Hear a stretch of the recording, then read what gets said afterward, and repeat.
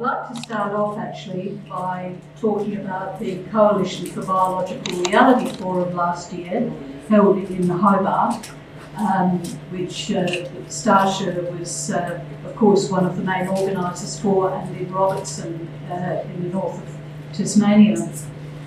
Now, one of my focuses in my activism and the targets of my activism is the media, in particular the ABC, and also the lack of impartiality of many journalists. The Coalition for Biological Reality Forum was a very significant national forum in Australia, and yet I believe no media turned up. Is that correct? I think we had sort of a junior staff member from SBS, and I don't know what they did with the footage. Yes. Yeah.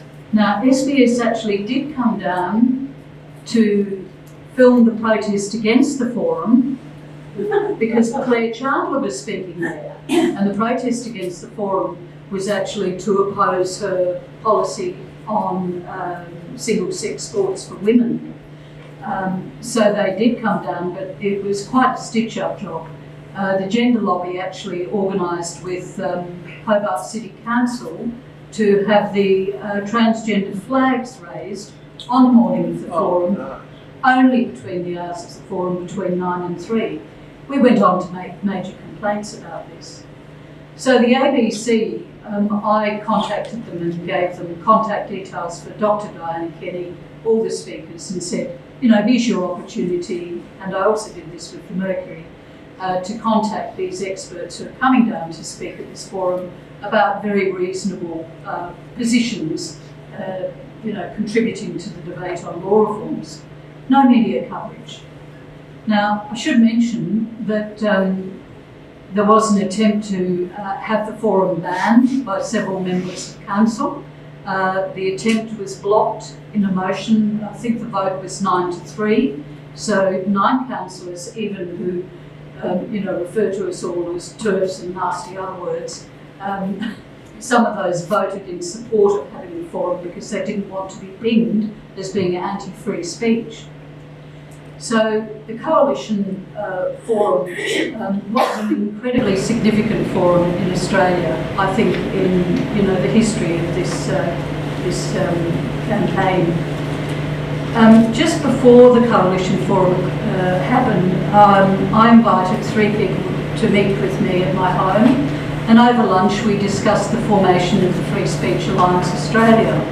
There have been a few other free speech alliances from different political persuasions, but the one that I worked with was in the 1990s, based in Sydney, and the 2 main people that I worked with then were Robert Pullen, who had written the book, I think some of you will know, I think it was Guilty Secrets, which is about defamation law in Australia. So there was Annie Warburton, former ABC journalist and lawyer, who came to my house, Jeff Briscoe, who was then an alderman of Hobart City Council, and also Dr. Ian McFarlane, a historian from the northwest of the state. And they were all very interested to meet each other, and they all had a common concern about media bias, lack of fair debate, and freedom of speech. So we decided we'd set up this network, that it would be a no-work network, if there's such a thing, and that we would launch it at some particular time. The Coalition Forum came and went.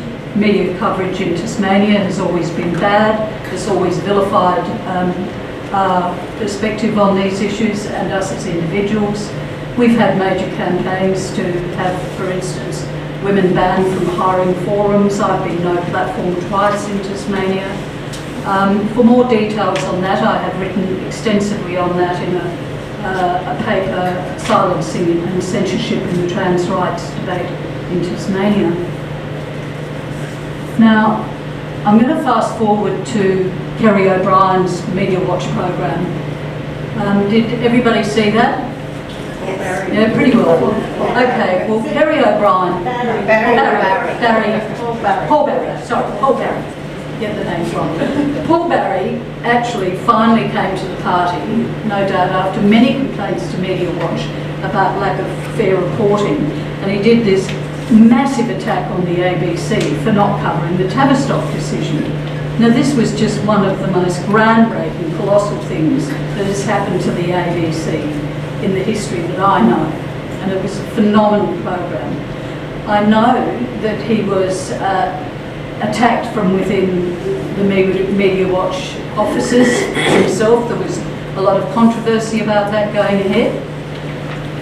So I know that the expose on ACOM's control of editorial policy at the ABC and SBS has started to bite in the ABC and SBS.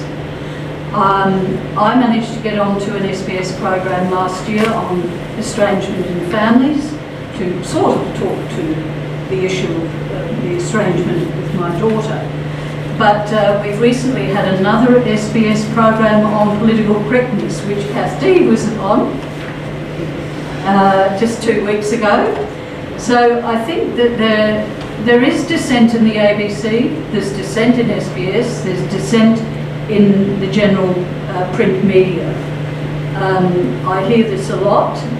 In Tasmania now we have at least 3 what I would call professional reporters, in other words ethical reporters who know what journalism actually means, and they are now attempting to report fairly impartially. Given that their editors are totally lacking in impartiality, makes it a little bit difficult for them at times. I'd like to basically move on to give you an update on the state of the campaign in Tasmania, which has been pretty racy in the last month, let me tell you. Firstly, if you didn't know, we've had sex self-ID. I think we were the first state in Australia to get sex self-ID here. Our Women Speak Tasmania group proposed that. Bronwyn Winter drafted an alternative piece of legislation, which was absolutely terrific, which put forward the proposal that what we needed was gender recognition certificates and leave sex alone. Bronwyn Williams. Thank you, Bronwyn Williams. So that basically we're saying if people want a piece of paper that recognises their gender, give it to them and go away and shut up. Basically, it means nothing to women's sex-based rights. So we wanted no amendments to birth certificates. This alternative legislation was not fully debated in the Legislative Council. There was fierce and quite vicious opposition to this alternative legislation being debated, and the media wouldn't report it. So, bringing you up to date, on the 3rd of February, a small group of us decided to hold a protest outside the Hobart Aquatic Centre from 7:45 a.m. The reason we did this was we were notified by a former WAC member, now refugee to Tasmania, with a picture of a poster inside the women's toilets, which said words to the effect, everyone needs a place to go, etc., etc. So we decided it's time we had our protest. Now, what's interesting is that new to our campaign in Tasmania is this man here. Now, some of you might remember him. This is Harry Quick. He's a current alderman in Hobart, Glenorchy City Council. Harry Quick was a Labor member, man of the people, working class champion, who's done a lot of work in Indigenous negotiations, has been to over 150 Indigenous communities in his role in government, I think, at that time. Harry Quick has a daughter in the UK. I won't say any more at this point. But Harry has joined our campaign. The man on the left is former Alderman Jeff Briscoe, formerly with Hobart City Council. He, along with Annie Warburton, former journalist with the ABC, were 2 recipients of our awards for service to free speech 2 years ago for having the bravery to publicly stand up alongside us women and speak out. Then we've got Jessica Hoyle from LGB Tasmania. She's done a lot of organising, a lot of campaigning. It's been a very hard road for Jess. She's been discriminated on many fronts. She's been out there in the public domain, in the streets, in the shopping centres, not holding back. She's absolutely fantastic. So we had this little banner protest. We spoke to people as they went into the pool. So at our pool protest, Councillor Louise Elliott came from Hobart City Council, and she has always supported sex-based rights.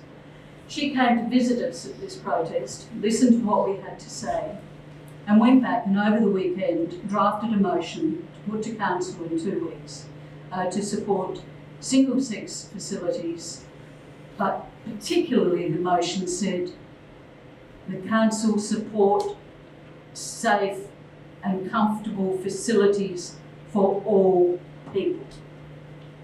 She had a 4-part motion, but that was the first part of it. She was contacted by a journal at the Examiner, and he wrote a very impartial piece in the Examiner. Now this was a first. This is after 4 years or 5 years of campaigning, we had an impartial piece in the local press. Matthew Denham for The Australian has been absolutely brilliant in reporting our stuff. His impartiality, professionalism has been impeccable. He continues to report fairly, and we keep him updated on the state of our campaign. But it was very surprising to see a good report from Ben Cedar in The Examiner interviewing Louise on this campaign. What was interesting about this protest, an ABC camerawoman came up and filmed it and left. And I'll come back to that too, because that happened within the next week up in Launceston, but worse actually. So she didn't do any interviews, and ABC, like with the Coalition Forum, as with the Free Speech Forum on gender law reforms last year, didn't turn up, no interviews, no nothing. It's absolute lockdown. And I'll come back to the reasons why that is the case, in particular in the Hobart offices.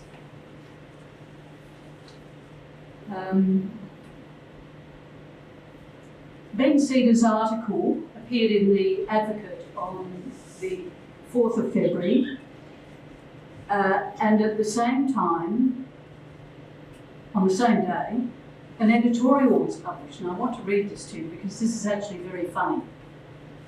The editorial, on the same day as Ben Cedar's impartial article, said this: "Not quite 26 years ago, Tasmania overturned, after a long struggle, a shameful law that had persecuted gay men. There have been more reforms, more changes that followed, at times ugly debates, but which helped deliver a more accepting, more tolerant community. A little more than 5 years ago, Tasmanians voted above the national average for marriage equality, another step forward that was evidence too of how far we have come. Yet it is not right to believe we have reached some happy place where bigotry and discrimination no longer exist. On Friday, a group, admittedly and thankfully rather small, protested outside Hobart's Aquatic Centre. They claimed to be standing up for the privacy and dignity of women and girls. In reality, they are targeting what remains as the most marginalised group within our society, trans and gender diverse people. Those advances we have seen in rights for and acceptance of gay people has perhaps assisted in paving the way for others to come out of the shadows." No mention of the word lesbians, of course.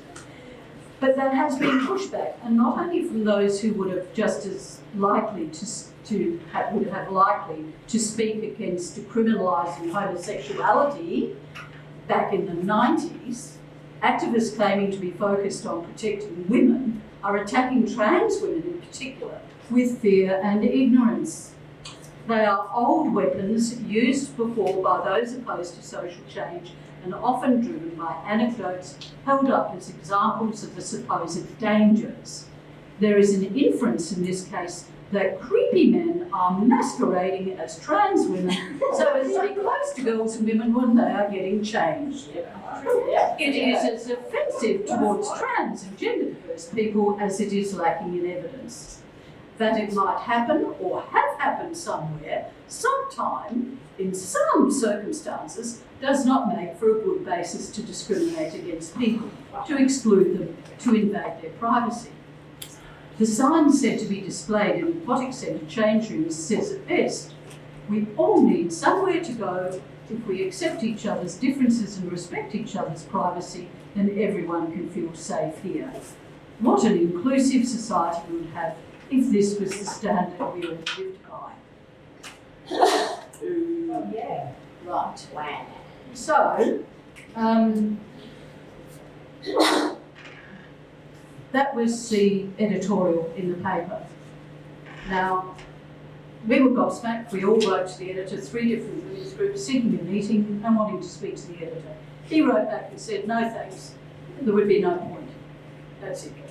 End of story. Australian community media own The Advocate and The Examiner. They own 100 regional publications across Australia. I'm yet to find out if they're members of ACON or ARWAC. So there we go. We wrote back to the editor, and I'll just see if I can find that letter, because it's quite funny how we replied to him. Ignorance on impacts of gender law reforms. This is our reply to the editor. The Advocate editorial, Transgender Diverse Face Fear, Ignorance, promotes an ideological position which may represent the personal views of the editor, Anthony Hanabier, but do not represent the views of the vast majority of Advocate readership. Without speaking to any of the people at the Hobart Aquatic Centre protest last Friday to ascertain the facts and evidence backing his claims, the editor has made outrageous assumptions about the views of those in attendance.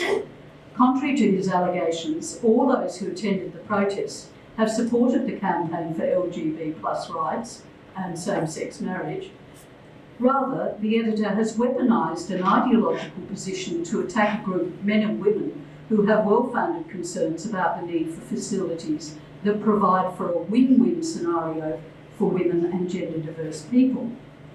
The protesters advocate for the reinstatement of single-sex facilities in addition to all gender facilities, specifically for trans-identified and gender-diverse people in all public spaces. The editorial failed to explain the basic conflict that has arisen due to sex self-identification laws and women's human rights. It is, in fact, deeply offensive to girls and women to suggest that their safety and dignity must be subordinate to men who self-identify as women. Further, the rights of culturally diverse people, Muslim and Orthodox Jewish women, have been completely ignored from this discussion. The failure to mention lesbian rights in the editorial highlights yet again a very male-oriented perspective. In the final analysis, real inclusion must consider the needs of all groups in our community. To suggest otherwise perpetuates an anti-woman position and an aggressive intolerance to diversity of opinion. In my letter to the editor, I actually suggested that he didn't write the editorial, that Rodney Croome did, because it comes straight out of the Rodney Croome, oratorial script book. It's straight out of his writing. So after the appearance of this editorial, we decided to have a protest outside the Advocate's office in Burnie. And so we did a couple of banners, took them up outside the office. No, don't have that one. And we just did a bit of a photo shoot. I think there were some other people in Burnie who have done some stickering.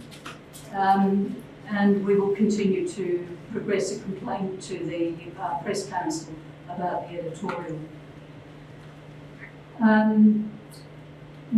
I then went over to Launceston to hold a short protest outside the Launceston Library with Simone Dawson and Jessica Hoyle to protest the Drag Queen story time. This was an impromptu protest. We went upstairs with our banners to see the manager of the Launceston Library. He wasn't, of course, available. I managed to alert a journalist with the Examiner who came over and did extensive interviews. which were actually recorded by the WACT member, Women's Action Alliance Tasmania, Simone, and nothing appeared in the Examiner the next day. So within a week, when the actual protest happened in Launceston, where about 30 of our people turned up, the Examiner also turned up and did a major stitch-up job on our protesters in the press the next day. But what's significant at that protest, there was a counter welcoming party for the drag queen.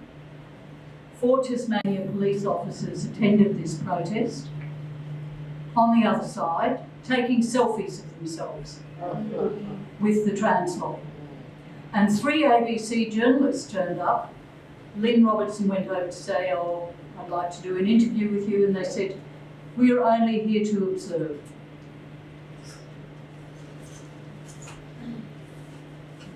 So, meanwhile, back in Hobart, the witch hunt against Councillor Louise Elliott was ramping up. The motion that she put into council was live streamed. The counter motion by councillors Ryan Posselt and I think it was Zelinda Sherlock was absolutely appalling. I think some people here managed to help the part of the live streaming to get out on Twitter, and within a few days, Louise Elliott went from 300 friends on Facebook to 3,100, and I believe the View of the council nonsense had 250,000 and upwards. I've got to wind up. In the panel time, I would like to continue just a little bit with the major complaint I've submitted to the ABC Ombudswoman, which is once again very amusing.